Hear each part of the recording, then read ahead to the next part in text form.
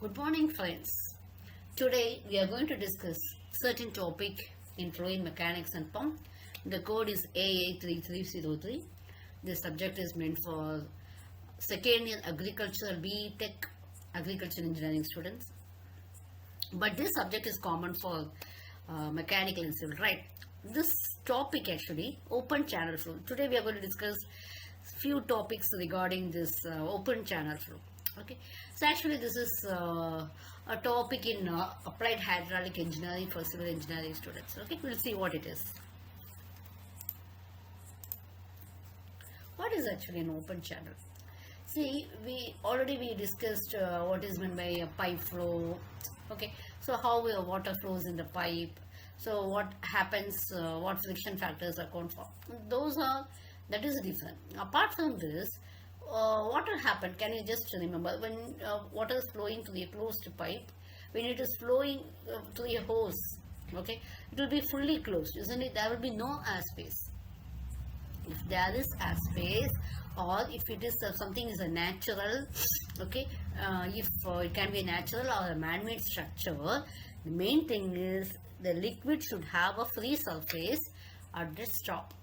That's very essential for the open channel flow. It can be a natural or a man-made structure in which the liquid flows with a free surface at atmospheric pressure. You can take it as a flow in storm sewers, a flow in river streams, etc.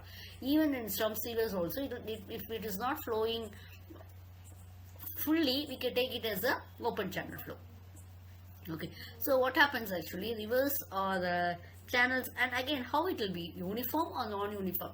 See, when you have it as a canal or aqueduct, so we people can monitor the flow, so it will be of, and again why? Because when you are constructing a canal, these shapes will be uniform, alright, uniform section. But rivers and streams are of natural products, and there it can be man-made. Man-made cannot be man-made, isn't it? It's very little proportion can be man-made. That's very difficult.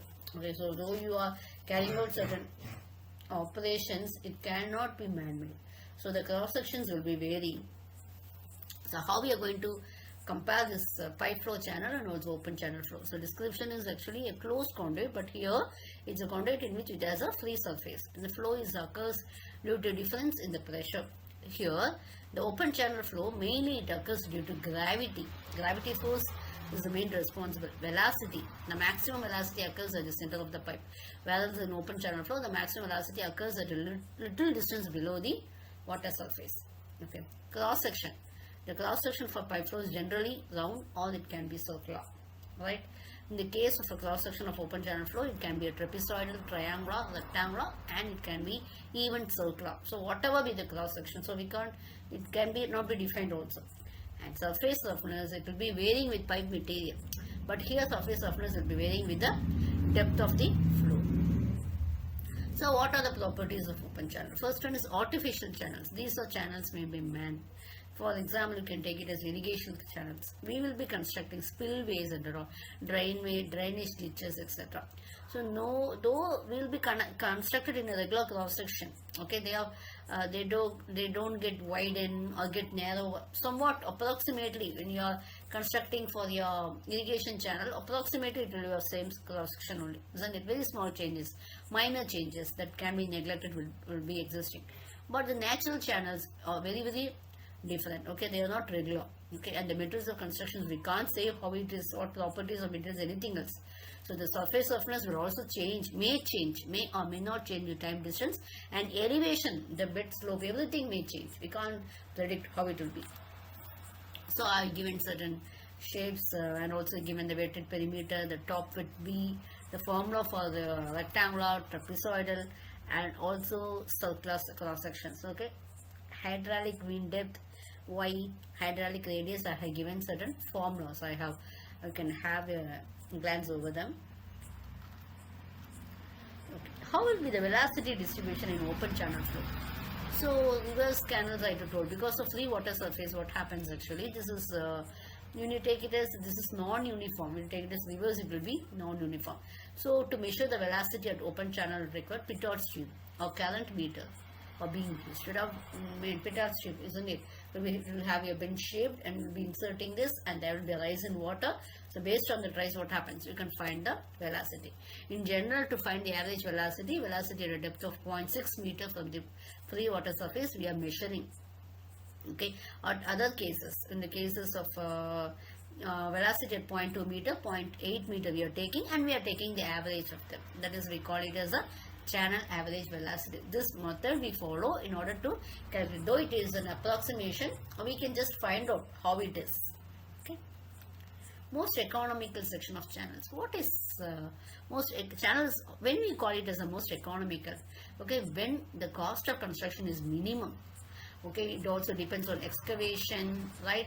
The wetted perimeter. What we do is, for a given cross section, your wetted perimeter, it has to be minimum, so that the excavation cost also goes down. Okay, so this condition is utilized for determining the dimensions of economical sections of different forms of channel. So most economical section, also we called it is the best section.